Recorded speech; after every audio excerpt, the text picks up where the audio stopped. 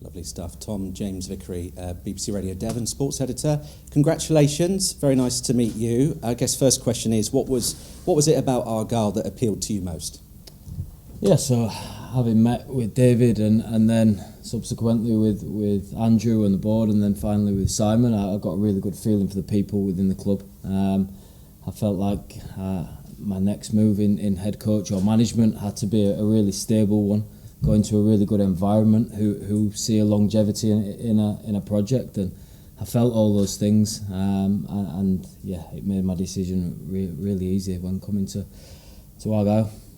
Were you approached or did you go looking? No, so we're not been in constant contact with each other over the last 15 years, but David and I both grew up at Manchester United, so we had an idea of each other, and yeah, he contacted me 2 or 3 weeks ago and had that initial conversation.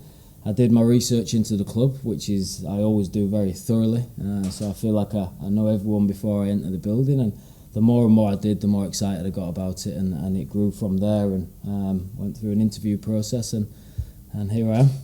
There's a lot of positivity about your appointment. I mean, looking at the message boards and looking at social media, all the Argyle fans are very excited about this. Does it feel as if there's a bit more pressure on you to deliver with this excitement right now? Absolutely, I can't wait for the challenge. You know, in my previous job, I was lucky in the fact that I had the supporters won over for my career there. I knew everyone on the board, and now I have to impress and a new set of supporters, a new board, and I'm really looking forward to that challenge. I feel like winning football matches and developing football players are two huge passions of mine, so I can't wait to get on the grass with the players. That's where I feel like we do our best work, and hopefully you'll see that work transfer onto home park.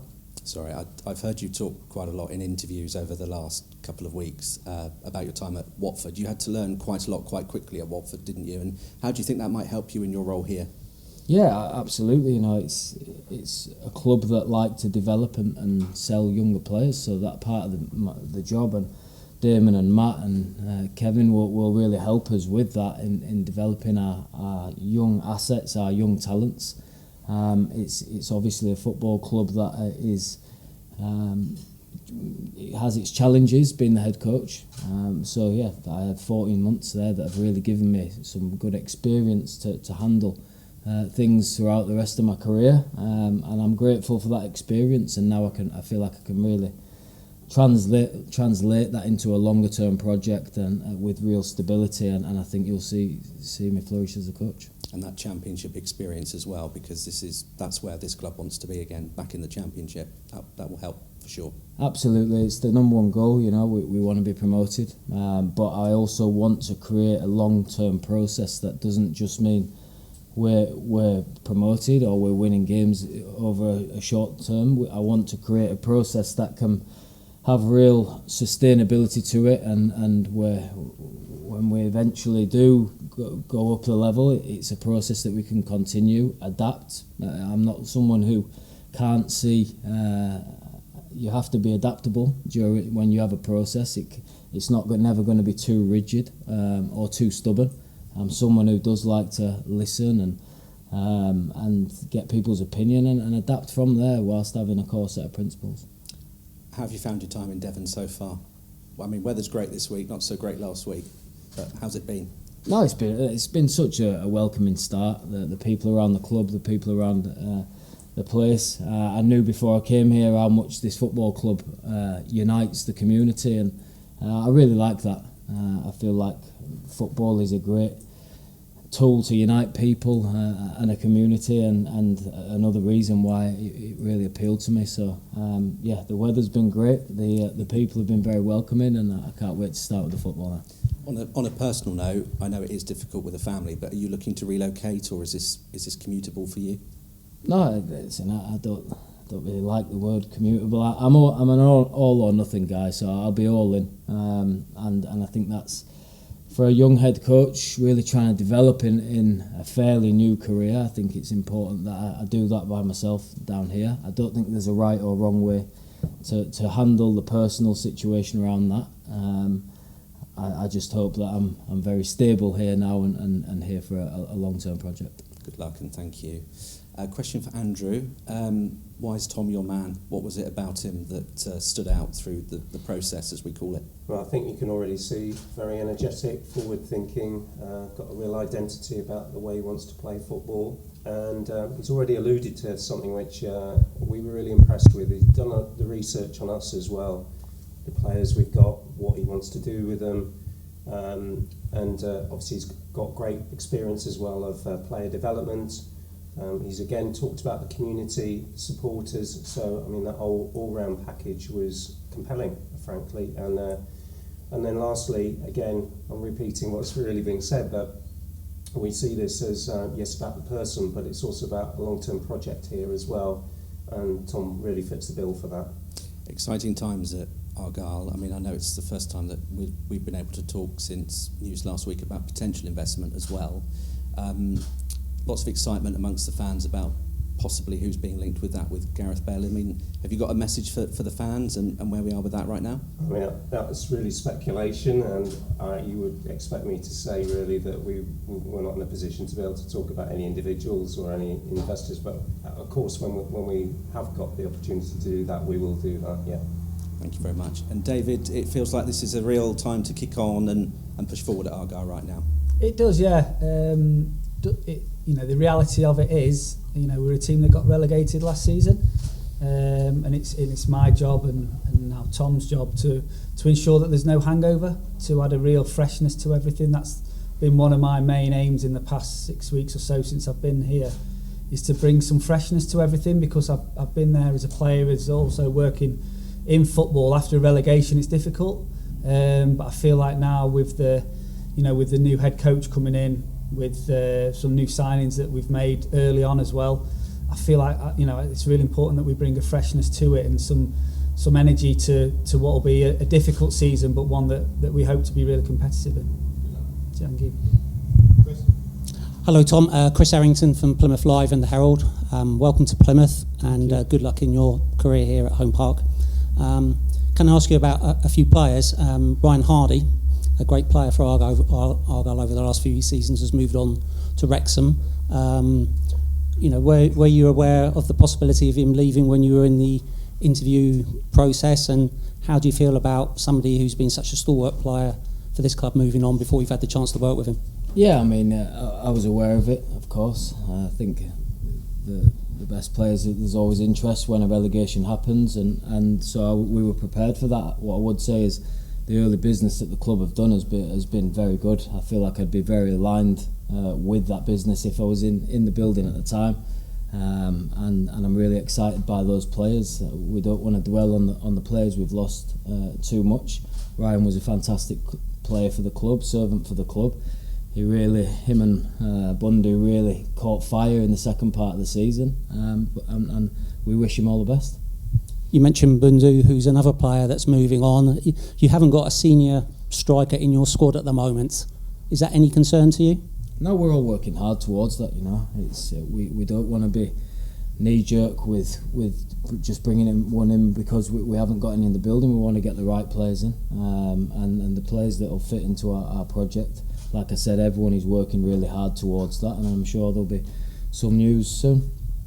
You like playing one up front, yeah? Yeah, like I said, we'll be working from a variation of a 4-2-3-1. It's quite rotational, and when you play with a 10 and a 9, that number 10 can be like a second striker at times. So I like the system because it's quite adaptable within the framework. There's been reports today that Adam Randall may well be going to Bristol City tomorrow. Talk of a medical tomorrow. Is that anything that you can tell us about at the moment? Yeah, similar situation to Ryan. You're going to have a lot of interest, and especially when there's buyout clauses and things like that. So there's a strong possibility that happens. A player that I really admire. It was when we played Plymouth in the cup last year, and speaking to Wayne, and he spoke really highly of him. And being a midfielder myself, he's someone who I've paid a lot of attention to over the last 10 months. And disappointed I'm not able to work with him, but never stand in the way of anyone wanting to play at the top level.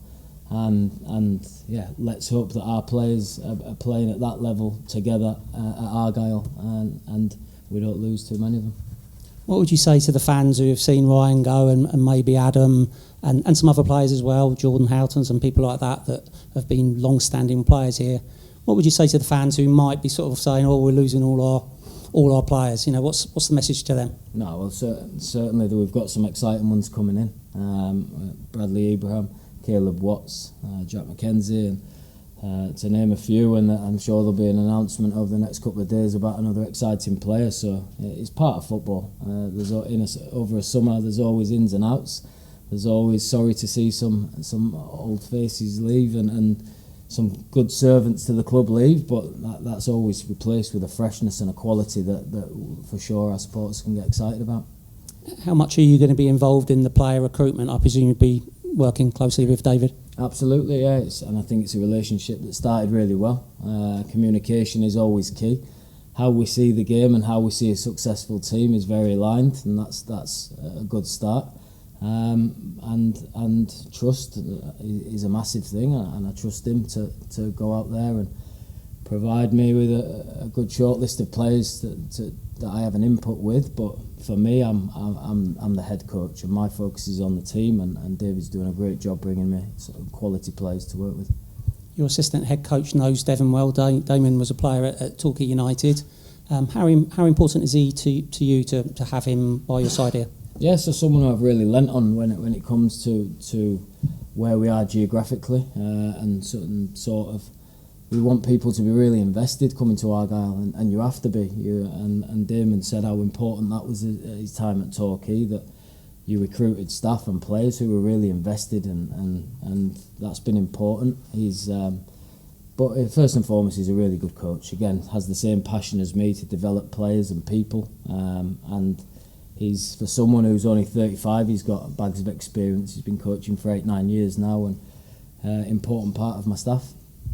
I watched Conor Hazard play for Northern Ireland the other week, and he suffered a knee injury. Do you know any more about the extent of that? Yeah, so we had a couple of reports back on that, and it looks like the better of the two bits of news we received. So we're hoping Conor will be fit for the start of the season, maybe even the last pre-season game. It's obviously not ideal, but it's in a position where fitness isn't too high up the priorities, and I expect Conor to be good to go at the start of the season. A knee injury? Yeah. So it's a knee ligament issue, and like I said, a bit better than we first feared, and looking forward to having him back the back end of the pre-season. But with Dan Grimshaw going to Norwich, that leaves you with Zach Baker as your only fit goalkeeper at the moment. Yeah, so another area of the pitch that we'll be looking to add depth, and yeah, we're working hard towards that as well. One last one, Tom. Victor Powson and Maxime Talaverov played international football week before last. Do they get some extra time off, or are they back for pre-season training tomorrow? Yeah, so that's something that I've throughout my career I've been used to, managing international periods, and they'll get 7 days extra off, and we don't see that as an obstacle at all. They need it. It's important. It's a long, hard, gruelling season, and it's important they get their rest. So they'll take 7 days longer than the team, and we'll see them a week on Monday. Just one for Andrew, if I may, about the takeover talk, Andrew. I understand completely that you're not going to discuss with us names and things like that, but is the commitment of Simon Hallett and the club to find new investors as strong as it ever has been, and are there talks going on at the moment? I think the main thing, and I think Simon has said this numerous times, it's about getting the right people to be involved in the club for the long term. Simon and the other shareholders as well have committed, certainly for this season, to do that and provide the right finances right across the board. And obviously we'll continue discussions for the long term, how that looks, how that shapes. I'm not going to put timetables on it, because I think that it shows by doing that it's not good for everyone in that respect, but we'll continue to have those discussions with potential investors. Jackie? Hi, I'm Jackie Bird. I'm from ITV News West Country. Welcome to Plymouth. Thank you. It's great to have you here. I always ask about the fans. And you've had experience of Home Park, both as a player and as a coach, as David has as well. They're pretty special, aren't they? And they follow this club through thick and thin. What message have you got for them? Oh, well, yeah, first of all, they played a part in the reason why I come to the football club. It was under circumstances I'm not proud of. I was sat in amongst them for the game last season, so I know how passionate they are and how well they support their team, how well they travel. I think the message to the supporters as well as the players Monday is we will be an intense and aggressive team. And that is where I want my players to wear their heart on their sleeve, show passion for the football club, and be really proud to play for this football club. That for me becomes before any technical information, and that's the type of team I want our supporters to be able to connect with. It's been, when I did my research, the home form has been exceptional.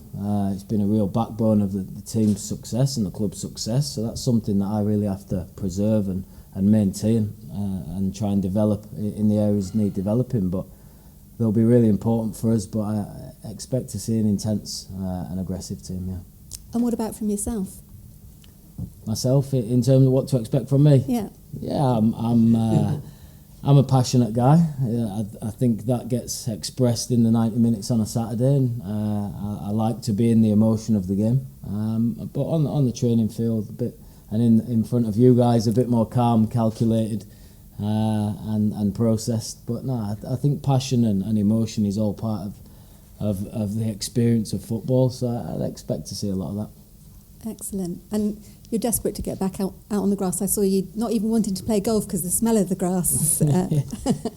Yeah, I mean, I certainly didn't look forward to pre-season as much as a player, and the running and the heat. But as a coach, you really do miss it. You know, that's why I didn't want to leave football when I retired as a player. I really do get a lot of joy and reward out of seeing players develop and seeing my team learning and then delivering. So I can't wait to get started. I'll first address the players tomorrow, but then we're on the pitch for the first time on Monday, and I can't wait. Brilliant. Good luck. Good luck. Thanks.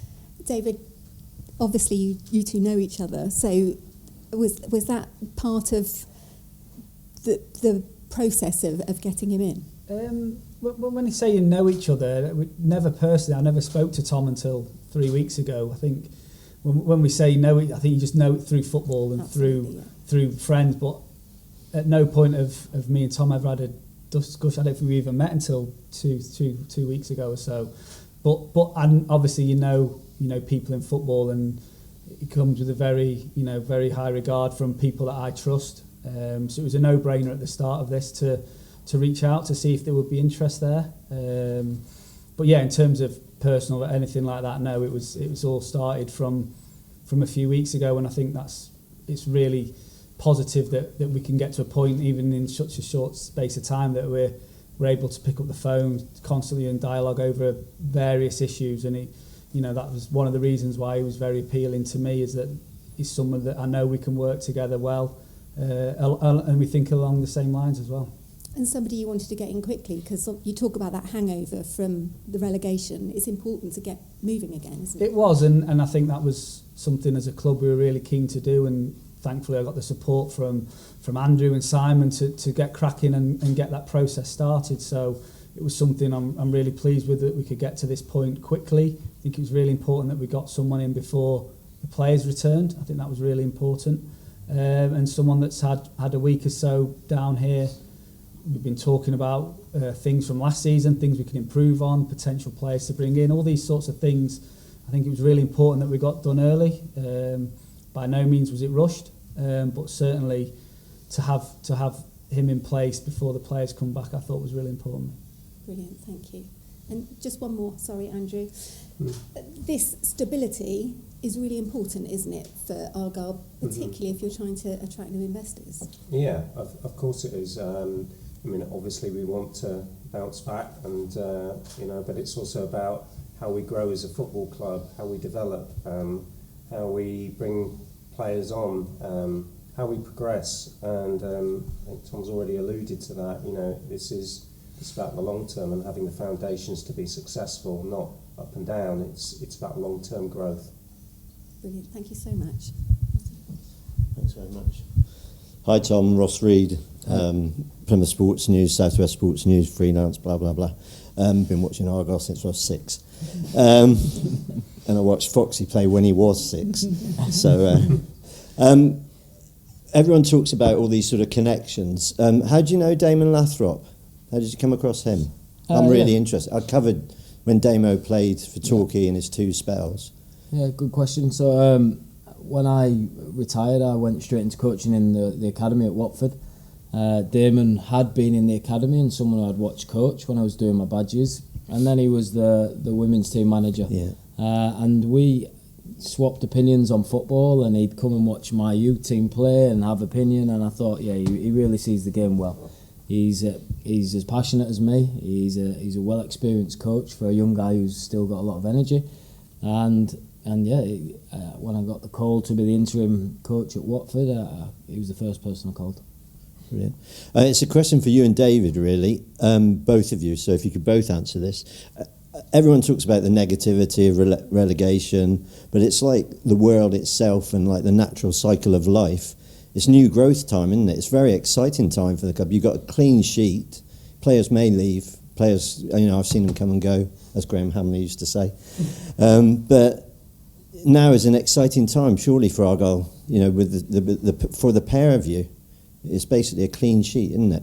Yeah, especially with David new to the role and myself, and some new fresh faces on the playing staff coming in. It is an exciting time. I think for me, I've been involved in promotion or title winning teams, and I've also been involved in relegations. And the pattern, in my experience, is not so much budget or quality. Yes, that plays a part, but it's the culture and environment. Those 2 different experiences have to work from. So my job, first and foremost, is to create a really strong culture environment with the players, with the staff, and from there we can be a good football team. But that has to come first. Changing mentality from we're not in survival mode anymore. We're not treading water. We really want to dominate, and we want to try suffocate teams. But that has to come first from a strong culture within the group. David, exciting for you? Yeah, it is, absolutely. And I think, probably with being able to bring in a head coach who is fresh to it all now, I think really helps sort of align that freshness, and there's someone who is really enthusiastic to be here, wants to be here. I think that's important. We've got players who we're signing who want to be here. They're signing for us, not for championship football or for money. They're signing because they want to play for Argyle, and they see us as a really positive sort of part of their career now that they can go and flourish. And I think that's important. It's something we tell the players that we've brought in, that you come in to play for the club, and they're all buying into that. And we only want people that want to be here, that want to buy into everything, that want to be part of this journey with us. And that's why I'm delighted that Tom wants to do that, and that the players we've brought into the club want to do that as well. And I think, listen, it's a natural after a relegation. I was at Huddersfield a couple of years ago when they went down from the Champions. I've been in exactly the same boat. And good players leave, that's absolutely fine. But you want players that want to be on this journey with you, and that's what we want to find out in the next coming weeks and months, and that's what we've brought to the club. And final question for you, Tom. Have you contacted Wayne Rooney about the post at all? Yeah. I spoke not just with Wayne, but other people who I know that have played for or coached at the club, and yeah, he gave the club and the place a glowing reference, and yeah, he's obviously someone's opinion that I can trust. Played with him for many years, and yeah, I think it's important that I did some references, but most of all is what I see now through my own eyes, and that'll really start on Monday when I get on the pitch with the players and I make my own judgments. But yeah, I like to thoroughly research whatever I'm about to dive into, and the references were glowing. Brilliant. Thank you for your time. Anyone else? You all good? Cool. We'll call it there. Thanks, guys. Thank you. Thanks very much.